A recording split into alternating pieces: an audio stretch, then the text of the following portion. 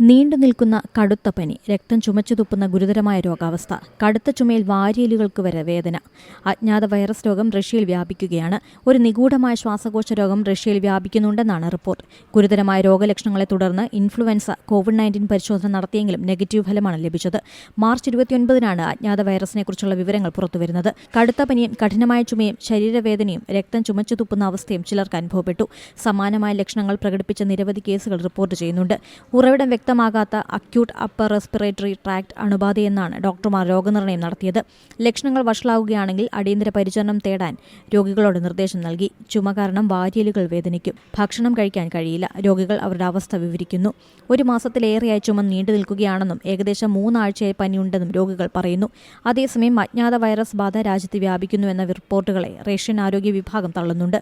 Mycoplasma pneumonia ഉൾപ്പെടെയുള്ള സാധാരണ ശ്വാസകോശ അണുബാധകൾ മാത്രമാണ് റിപ്പോർട്ട് ചെയ്യുന്നതെന്നാണ് റഷ്യൻ ആരോഗ്യ മന്ത്രാലയം പറയുന്നത്. പുതിയ വൈറസ് സാന്നിധ്യം പൊതുജന ആശങ്ക വർദ്ധിപ്പിക്കുകയാണ്. ഏറ്റവും പുതിയ വാർത്തകളും വിശേഷങ്ങളും വിരൽ തുമ്പിലറിയാൻ സീ മലയാളം ന്യൂസ് എല്ലാ ഡിജിറ്റൽ പ്ലാറ്റ്ഫോമുകളിലും ലഭ്യം.